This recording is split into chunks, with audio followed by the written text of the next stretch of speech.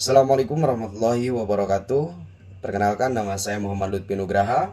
Saya mahasiswa Universitas Pamulang dengan nomor NIM 19 10 10 500 297. Baiklah, saya di sini akan mempresentasikan analisis bisnis dengan pendekatan BIP dan payback period.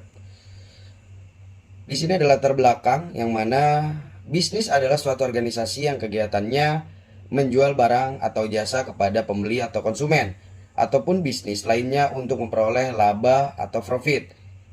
Dan ada tiga hal penting dalam bisnis, yaitu yang pertama menghasilkan barang dan jasa, yang kedua mencari profit dan laba, yang ketiga memaksimalkan kebutuhan konsumen.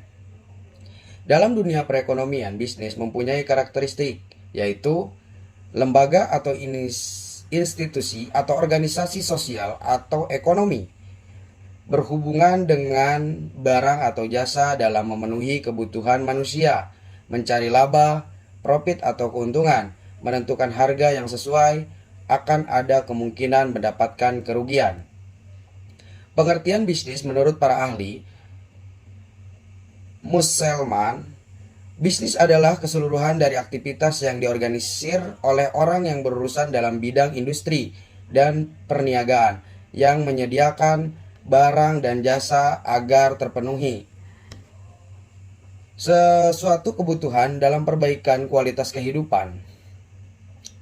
Menurut Peterson dan Plowman, bisnis merupakan serangkaian kegiatan yang berhubungan dengan pembelian maupun penjualan barang dan jasa yang dilakukan secara konsistensi atau konsisten dan berulang-ulang. Pembelian ataupun penjualan barang dan jasa yang hanya dilakukan atau terjadi satu kali saja bukanlah pengertian bisnis.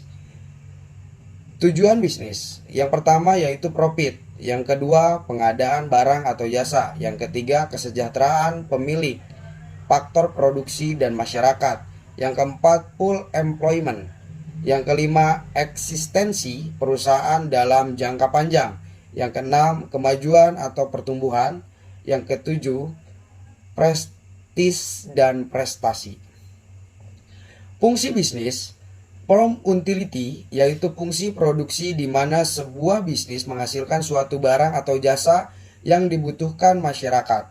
Misalnya perusahaan furniture, perusahaan jasa keuangan.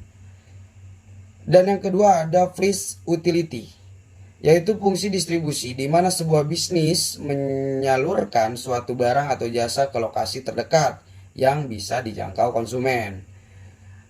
Yang keempat, possessive utility, yaitu fungsi penjualan dalam bisnis di mana sebuah perusahaan menjual suatu produk ke konsumen yang membutuhkan, baik itu barang maupun jasa. Yang keempat ada time utility, yaitu fungsi penyimpanan dan pemasaran dalam bisnis di mana barang pada saat itu kurang bermanfaat untuk nanti dikeluarkan pada saat barang tersebut lebih bermanfaat.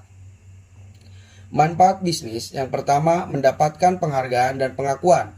Yang kedua menjadi bos untuk diri sendiri, menggaji diri sendiri, bisa mengatur waktu dan leluasa, dan yang terakhir memiliki masa depan yang cerah. Macam-macam bisnis itu ada 4. Yang pertama bisnis manufaktur, yaitu dari pabrik, plastik, kertas, tekstil, otomotif, mebel ataupun baja. Yang kedua ada opportunities. Opportunities yaitu salon, sekolah, rumah sakit, bank, konsultan, keuangan, konstruksi bangunan. Yang ketiga weaknesses, toko kelontong, toko pakaian, toko grosir, ataupun supermarket. Yang terakhir ada trades, tambang emas, minyak bumi, gas bumi, ataupun tembaga. Analisa break-even point, analisa ulang pokok. Analisa break-even adalah suatu teknik analisa untuk mempelajari hubungan antara biaya tetap, biaya variabel, keuntungan, dan volume kegiatan. Menurut Abdullah, 2004, analisis break-even point disebut juga cost volume profit analysis. Arti penting analisis break-even point bagi manajer perusahaan dalam pengambilan keputusan keuangan adalah sebagai berikut. Yang pertama, guna menetapkan jumlah minimal yang harus diproduksi agar perusahaan tidak mengalami kerugian. Yang kedua, penetapan jumlah penjualan yang harus dicapai untuk mendapat laba tertentu. Yang ketiga, penetapan seberapa jauhkah menurunnya penjualan bisa ditolerir agar perusahaan tidak menderita rugi. Unsur-unsur titik BIP. Yang pertama yaitu biaya tetap, yang kedua biaya variabel, biaya total, pendapatan total, keuntungan, kerugian, dan di sini ada pun konsep dasar break even point, bahwa biaya harus dapat dipisahkan atau diklarifikasi menjadi dua, yaitu biaya tetap dan biaya variabilitas.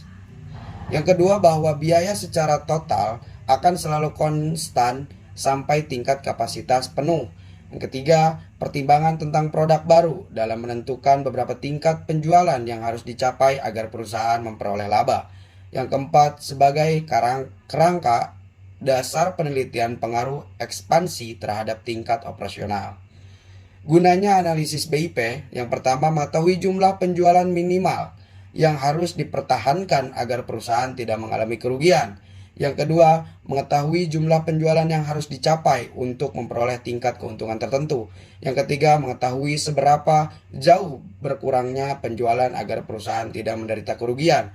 Yang keempat, mengetahui bagaimana efek perubahan harga jual, biaya, dan volume penjualan terhadap keuntungan. Jenis-jenis biaya dalam analisis BIP yaitu biaya tetap fixed cost. Biaya yang besarnya tetap tidak dipengaruhi oleh besar kecilnya output yang dihasilkan. Yang kedua, biaya tetap variable cost. Biaya yang besarnya berubah-ubah sesuai dengan besar kecilnya output yang dihasilkan. Perhitungan break-even point. Perhitungan break-even point dengan cara trial and error dilakukan dengan cara coba-coba, yaitu dengan menghitung keuntungan operasi dari suatu volume produksi penjualan tertentu. Apabila perhitungan tersebut menghasilkan keuntungan, maka diambil volume penjualan tertentu. Perusahaan menderita kerugian, maka pengambilan volume penjualan produksi yang lebih besar. Demikian dilakukan seterusnya hingga dicapai volume penjualan ataupun produksi, di mana penghasilan penjualan tetap sama dengan besarnya biaya total. Perhitungan break-even menggunakan rumus aljabar.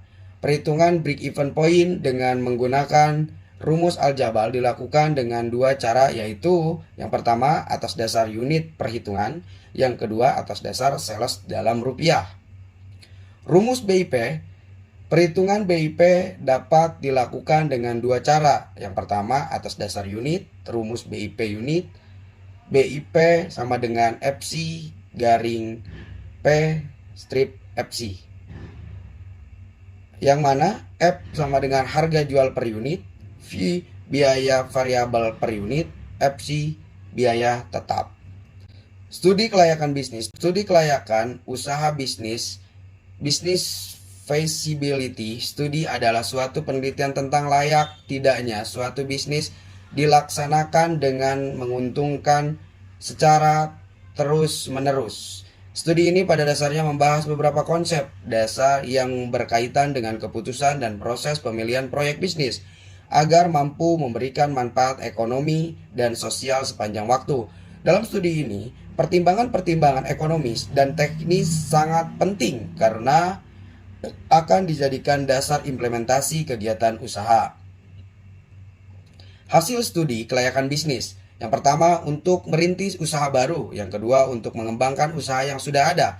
Yang ketiga, untuk memilih jenis usaha ataupun investasi atau proyek yang menguntungkan. Buyer persona profile. Pihak-pihak yang berkepentingan hasil studi kelayakan bisnis. Yang pertama, pihak wirausaha ataupun pihak pemilik perusahaan. Yang kedua, pihak investor dan penyandang dana. Yang ketiga, masyarakat dan pemerintah. Proses dan tahap studi kelayakan. Yang pertama, tahap menemukan ide atau gagasan. Yang kedua, tahap memformulasikan tujuan. Yang ketiga, tahap analisis. Yang keempat, tahap keputusan. Kriteria investasi ada payback period, PBP, net present volume, NPV, internal rate of return, probability index, payback period. Payback period sangat penting untuk menghitung jangka waktu pengembalian modal. Semakin cepat payback period, semakin baik bisnis tersebut. Payback period adalah period waktu yang diperlukan untuk menentukan kembali investasi. Mungkin sekian dari saya. Wabillahi taufiq wal hidayah. Assalamualaikum warahmatullahi wabarakatuh.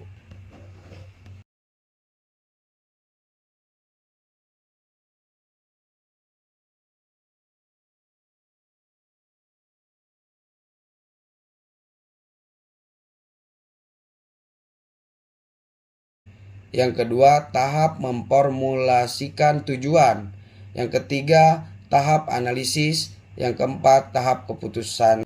Kriteria investasi ada payback period, PBP, net present volume, NPV, internal rate of return, probability index, payback period. Payback period sangat penting untuk menghitung jangka waktu pengembalian modal.